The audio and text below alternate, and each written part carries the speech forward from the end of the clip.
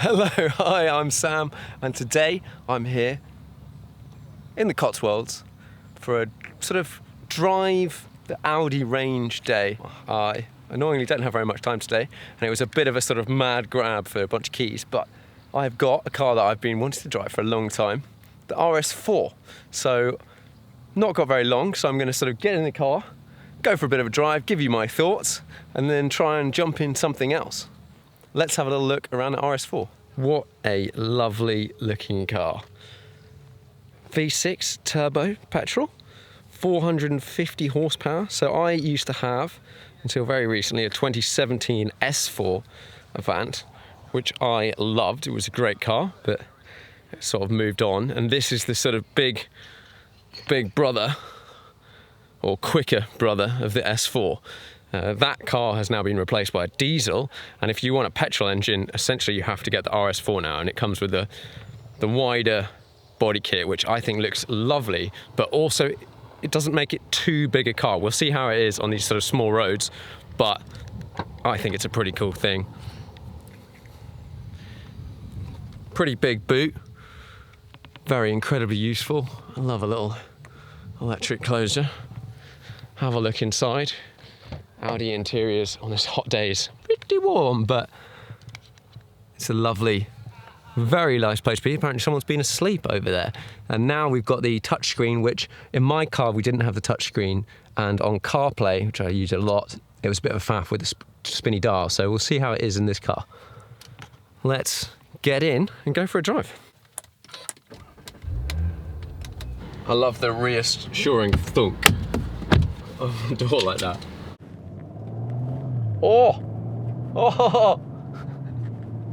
So in the RS4, sort of a ruder, more badass version of my S4 Avant, which now you can't get. So if you want to get the petrol, a sort of fruity petrol, you have to go for the RS4. I think that was definitely a tactical move on their behalf. But interior immediately feels like I'm sort of at home. I love Audi interiors. Got the display up in front. This big screen, I think a lot of people when it first came out were sort of moaning that it was touchscreen. Well, for me, actually, I love that it's touchscreen because I personally have my car on CarPlay, and I know some people use Android Auto as well, and CarPlay through a spinny dial is a really infuriating system because it's optimized for touch. And maybe if you're just using normal stuff, then it would be better to have some dials and things, but I use CarPlay, and for me, touchscreen is just so much better.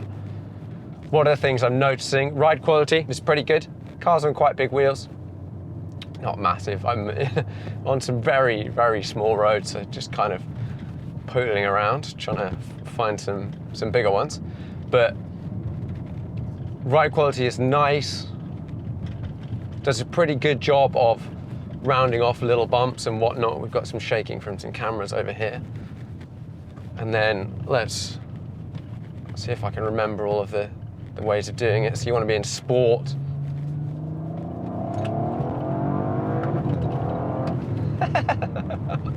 It's not massively loud in here, but then, so you're not getting tons of exhaust note, and I guess this car has an OPF filter, so it's not a particularly loud car. Let me just adjust that. You get a decent, I quite like the engine note. Brakes worked well. Yeah, okay. I need to just play with my settings a little bit. I always want my steering wheel as close as possible. Oh yeah, that's better. That is better. Down a little bit.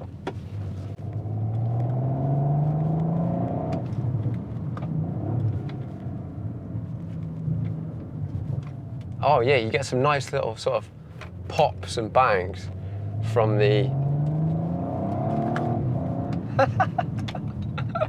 from the exhaust. Four-wheel drive, it just punches so hard. Got a heads-up display, that's really nice. I guess, I'm not sure, this car has adaptive cruise control, which is something that I absolutely would love to have had on my S4. It's got a panoramic roof, which is lovely, but I've just got it shut because it was in the sun. I'll open it up now. Slightly wonder if that when you open it up, if you get a little bit more road noise. I'm not really sure whether that's a thing or not. This is a cool car. This is a really cool family estate. It's got a bit of attitude. The ride quality is lovely. It's just a lovely thing. This steering wheel seems bigger than my S4. Maybe it's a different design. There's a lot more space through the middle. I feel like that. I might be incorrect, but I feel like I can see the inside a lot easier. Right, I'm gonna have a little break, put the aircon up to like 11, and then come back for my sort of quick final summary, I guess.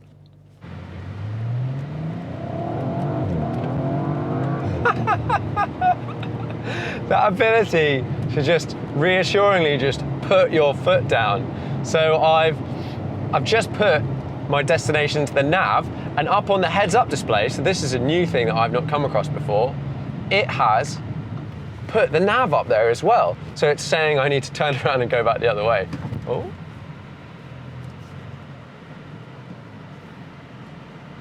Which I might do. I think I've just come onto the world's smallest road. I'm enjoying that engine note. Oh, and it goes down a country lane straight, which in a sort of luxurious way, which a lot of cars, you know, it doesn't hunt the camber or anything. So the ride is really good, actually. Really good. I like this car. This is it doesn't necessarily have the V8 noise of the RS6, which I haven't driven yet, but I've been in the previous generation RS6. But actually, it's a nice noise. You're so isolated from the environment outside. It's something I loved in the S4, is you have the acoustic glass. And in the windows, oh. And then just off you go.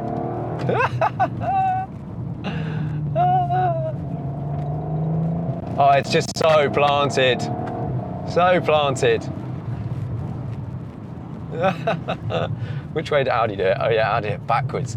When will everyone just come to a consensus on which direction you have to press the gear stick to get it to change gear? Audi in this car is forwards is up, backwards is down. Whereas a lot of cars, and like, you know, it sort of came from a race car thing where forwards is sequentially shifting down the gears. So you just have to remember when you're switching between different cars, and what, obviously if it's your car, you're gonna learn this, which way is which.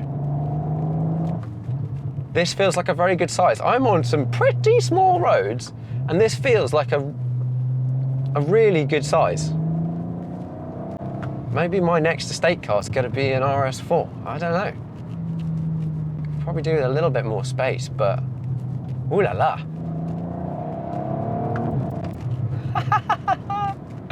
Just does everything. Yeah, great thing, great thing. Thank you, Audi, for letting me have a little go. I'm gonna be back onto the main road in a second, and I'll be back at base, and hopefully I will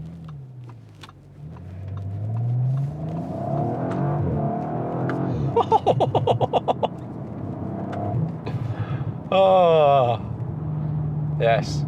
For me, being an Audi does feel kind of like home. I've had A3, S3, RS3, S4 Avant.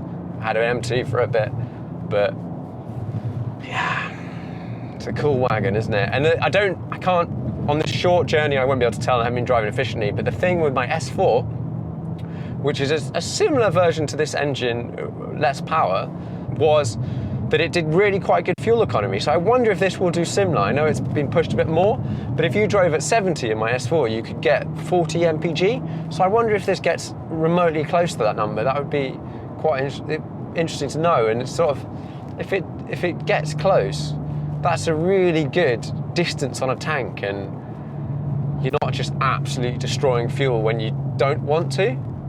Do people who drive RS4s care about fuel? In my experience, everyone seems to care about fuel because filling up is annoying. Time to go back to base. Might as well slow down for a bit more fun.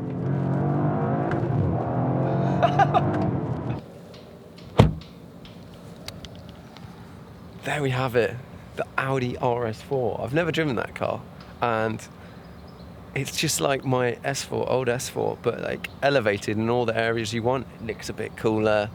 It's got more tech, 2021 stuff. I really like how the Google directions come up on the heads-up display in front of you. Great feature, panoramic roof, all that sort of stuff. Touchscreen actually with Apple CarPlay is much better. Anyone that has a sort of 17-ish generation car, it's all on the twizzle dial. People moaned about it, but if you do use CarPlay, I really like having that touchscreen. But overall, love it. I think it's a great thing. Would I necessarily buy one? I would absolutely buy one. The only reason I wouldn't buy one of these is possibly if I wanted a bigger car, and then I would look around at some other stuff. But this size, yeah, it's a great thing. Loved it. Thank you very much to Audi for letting me have a go, and I'm going to go and try and find something else. But see you guys in the next video.